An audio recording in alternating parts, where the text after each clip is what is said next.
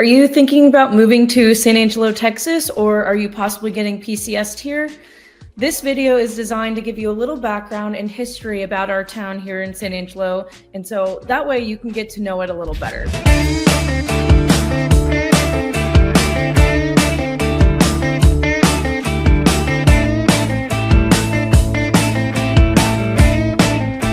So who am I? My name is Hallie McCrory. I am the team lead and founder of Empower Real Estate Group, which was born here in San Angelo, Texas. I am a local real estate agent with a team of 15 here and growing, and we would love to help you make your move here to San Angelo or the Concho Valley area. So diving in with a little overview here. So San Angelo is actually in the central west part of Texas. Texas is so big, we have to kind of get a little nitty gritty on the directions there. And it's actually located between like the central Texas. So like the kind of what we call the hill country.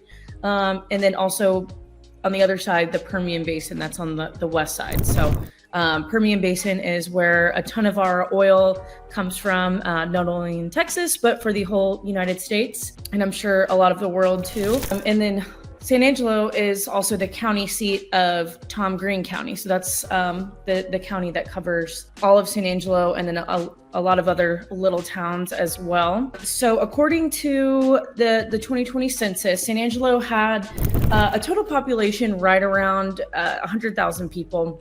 So we're pretty, I wouldn't say a small town, but not a big metropolitan.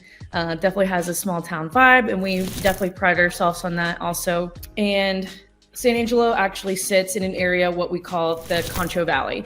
So the area around San Angelo, I would say adds another about 20,000 people, I'd say, from my research. And that includes part of Miles, part of Cristoval, Knickerbocker, Grape Creek, Water Valley, Carlsbad, Wall, and Very Best. I'm sure I'm probably missing a few there, but that's where I can think of kind of going around a map. And San Angelo is actually known and is home to Angelo State University, historic Fort Concho, part of the Texas Trails of Forts, and Goodfellow Air Force Base, and then also Lake Napworthy, one of the few lakes in West Texas. So we are also known as the Oasis of West Texas. So diving in a little bit more, so the history of San Angelo actually dates back to 1632, looking for my internet research. And then I've also, I've read a couple books on the history of San Angelo and Goodfellow Air Force Base as well. So 1632, here we had a pretty short-lived mission of Franciscans under Spanish priest. They founded the area to serve Native people. That's pretty much it there.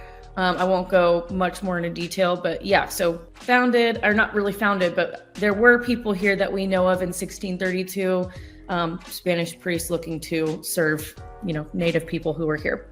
So fast forward another 200 years, and San Angelo was at the western edge of the region we call Texas today.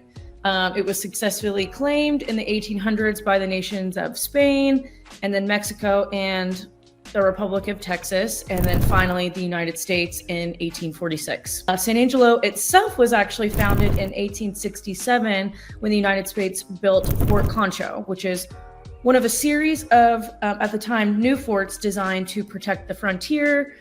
It was a fort home to a lot of cavalry, infantry, the famous Black Cavalry, which it's also known as Buffalo Soldiers by the American Indians. It's a huge part of our history here. Fort Concho still stands today, and we do a lot of celebrations there. It's actually an event venue as well, but there's a lot of different, events that go on that celebrate the history of Fort Concho. But if you've ever seen 1883, it's very similar, or was very similar to those forts you see where people are going along the Oregon Trail and have a place to go trade or find a doctor. It was a little central piece where people could kind of re-up on their travels, and also just kind of a safe place to trade and whatnot. So how did San Angelo get its name, you might wonder? The settler Bartholomew J. DeWitt, he founded the village of Santa Angela. So that was the name before we got to San Angelo, Santa Angela. And this was outside of the fort, outside of Fort Concho, like I said, at the junction of where the North and South Concho Rivers meet, which still stand today.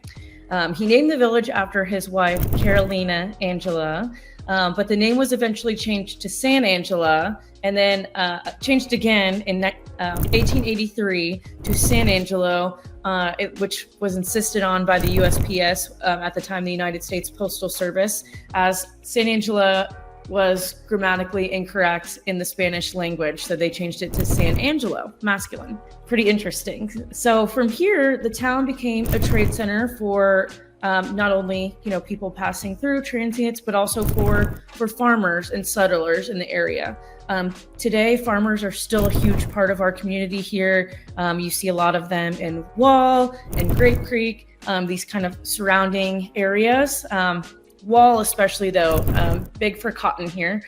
Probably we'll do another video just highlighting, the history of Wall itself, or, these other little towns. But yeah, so farmers, settlers in the area.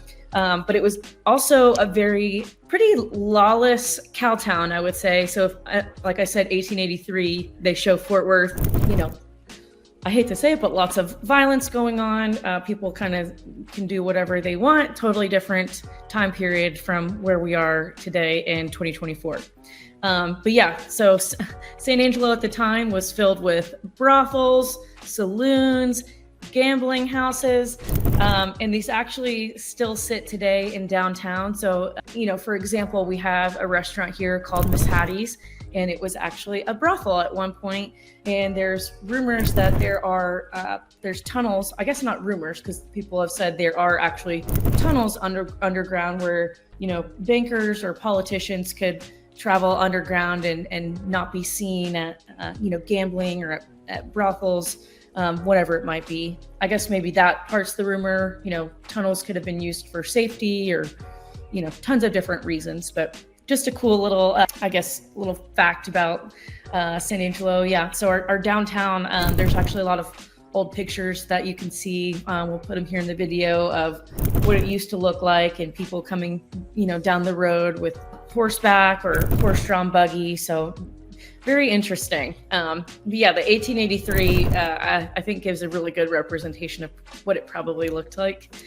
So yeah, and then Fort Concho actually sits on the edge of downtown too, so they were fairly close. From here, San Angelo was named the county seat of Tom Green County in 1883. Interesting, we talked about the show 1883 too. But this event occurred, which is very interesting and vital to our survival today. This event occurred due to the fact that the rivaling town of Ficklin, I'm sure people from San Angelo hearing that will have a little light bulb tick on. But this Ficklin actually held the county seat 1875 and was completely flooded after a horrible heavy rain. Swelled the rivers and creeks, Dove Creek, Spring Creek, our Concho River in August of 1882. So it completely wiped out almost everything, I think, except for, maybe 2 or 3 buildings, and killed a lot of people. So they moved everything from Ficklin that was left to San Angelo at the time, and then named San Angelo, or I guess San Angelo, I should say at this time. It wasn't San Angelo yet, but we named San Angelo the county seat in 1883, shortly after that year ended in 1882. But what's really interesting, especially to me, and I read this in one of the books that I've read on the history of San Angelo, was that the town of Ficklin was actually outgrowing San Angelo at the time, and was really they were 2 rivaling little towns, or I guess villages that you could say. So, and before this flooding occurred, it's who's to say that we couldn't be Ficklin today, and that San Angelo could have been wiped out, or just Ficklin took over the area. So, it's just weird to hear about history like that and what we could have been. But, again, kind of like San Angelo, you might be asking, who the heck is this Ficklin guy, and why did they name a village after him? So he was actually a major in the war, and he's actually was an integral person who helped to establish the mail system in Tom Green County. So obviously that was a huge, new form of communication for people at that time. We honor him every day as one of the major streets in San Angelo, Ben Ficklin Road. So after being designated as the county seat, San Angelo grew very quickly in the late 1800s as it was on the route of one of the newly constructed railroads, another major innovation for the human race at this time. And so lots of growth, and it became a central transportation hub for the region. So today we know this as the Santa Fe Railroad that arrived in 1888, and the Kansas City, Mexico and Orient Trail, or Railway, sorry, not trail, came in 1909, so shortly after, about 2 decades after the Santa Fe Railroad. Another big form of growth, or another factor for growth in San Angelo at that time was actually tuberculosis outbreak. So that hit the United States in the early 1900s, and actually many patients were consulted by their doctors to move to San Angelo because the only treatment they had or that they could recommend was resting in dry, warm climates, which we definitely still have today. So very dry here, not a ton of humidity. Every now and then we have days like that, but definitely still today, very dry and warm climate. Couple of days here and there in December and November where it gets cold, but mainly I would say January, February is when it's at its coldest, and we do get a little ice and snow sometimes, but pretty rare. So so the tuberculosis victims were all told to go to San Angelo, and they actually made a sanitarium in Carlsbad, which is west of San Angelo, just 20 minutes outside of west of San Angelo today. So very interesting fact about San Angelo and their growth. Some other cool historical facts about San Angelo. I want to talk about, I guess, what Angelo State is today. So in 1928, the city founded San Angelo College, one of the region's first institutes for higher education, and what we know today as Angelo State University. So that's the Go Rams. And we'll get to why Rams later. So San Angelo had actually been passed over by the Texas State Legislature at the time to be home of what would become Texas Tech University, which is today located in Lubbock, Texas, and that's about 3 hours northwest of San Angelo. Angelo State University is actually a top-ranked university in the United States, and it is actually a part of the Texas Tech school system here today. So they did get integrated in with Texas Tech, and it's very highly regarded for its international business programs and their nursing and medical programs. So then, so we've got Angelo State, and now I want to talk a little bit about Goodfellow Air Force Base. So little history on that. The military returned to San Angelo during World War II with the founding of Goodfellow Air Force Base, which was assigned to actually train pilots at the time. And again, another theme here, why the name Goodfellow. Goodfellow's history traces to the days before the attack on Pearl Harbor, but its name registered the valor and sacrifice of an earlier conflict. On September 14th, 1918, First Lieutenant John J. Goodfellow Jr. of San Angelo, Texas, boarded his Salmsum 282 observation plane at Gondreville Airfield in France to conduct visual reconnaissance behind enemy lines. The mission was part of a larger undertaking just underway, a major American offensive intended to reduce the German salient near Saint-Mihiel. Unfortunately, adverse weather permitted observation only at a low altitude that exposed the lumbering Salmsum to enemy pursuit. 3 days later, the offensive a success. The young pilot's remains were recovered from his ruined craft and interred at the Saint-Mihiel American Cemetery and Memorial. So John J. Goodfellow is who this is for, a big icon for the Goodfellow Air Force Base in Fort San Angelo. And I was actually lucky enough to be chosen as an honorary commander for 2023 at Goodfellow Air Force Base, which basically means that as a civilian, I have a duty to foster, whatever positive ties I can between our community and the community of Goodfellow Air Force Base. So that being said, I was able to tour a lot of Goodfellow Air Force Base. I got access to the base for a year, got to go to the only Dunkin' Donuts in town that's on base, and they got a Subway as well. But yeah, so I learned a lot more about their missions and purposes, and it just, you know, Goodfellow and San Angelo have a very, very, very good relationship. Just so good that we've actually won multiple awards for having or being such a supportive community for the base, and I would say vice versa as well, the base for the community of San Angelo. So if you're not a military person, it'll be very interesting to you to know that Goodfellow's main mission is actually cryptologic and intelligence training for not only the Air Force, but the Space Force, the Army, the Coast Guard, the Navy, and the Marine Corps as well. So while it's named an Air Force base, we actually have a large diversity of different military divisions that are represented here. And even military firefighters are also trained here as part of the 312th Training Squadron, and Goodfellow is home to the 17th Training Wing. So yeah, a little background on Goodfellow there, probably a whole nother video we could do about the history and just importance of Goodfellow and how it impacts our economy and growth here. Because we have a lot of people moving in and out, you know, every 2 to 3 years. A lot of people here keep, or I guess people that have been stationed or PCS to other places will buy a house here and actually keep it as a rental. So big impact on our real estate here for sure. So getting back to a few little historic facts about San Angelo, want to talk about oil now. So San Angelo grew exponentially during the oil boom of the 1900s. This was really a time in history where vast amounts of oil were found in the area.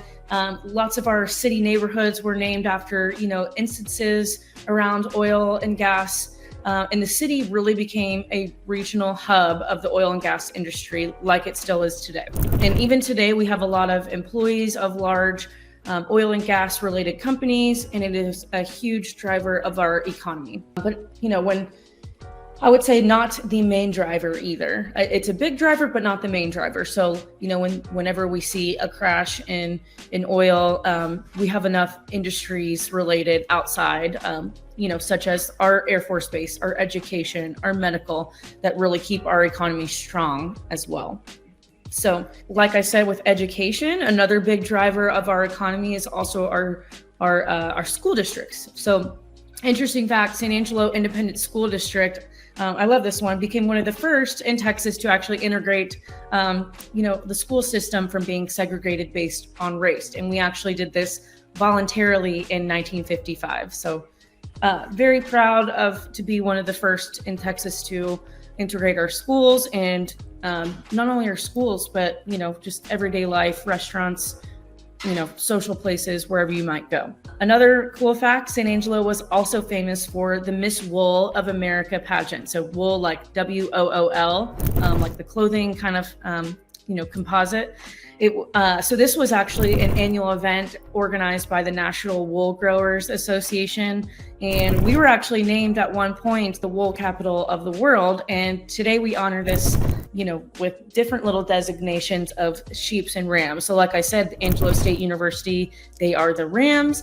And we actually have an initiative put on by Downtown San Angelo Inc. To where people, or, you know, businesses, or I guess like local landmarks can actually purchase these sheeps. And a lot of these sheeps are actually commissioned to be painted by local artists as well. So we have these all over town. You know, you can't pass like less than 5 going across town, which takes about 15 minutes. So we have them all over, and each one is painted differently and is very you know, significant to wherever they are placed. So there you have it, a little bit of San Angelo history in a nutshell. If you have any other cool or historical facts about San Angelo, let's go ahead and drop them in the comments. Would love to share the wealth of knowledge with anybody looking to move to San Angelo or just have interest in San Angelo, whether you live here or not.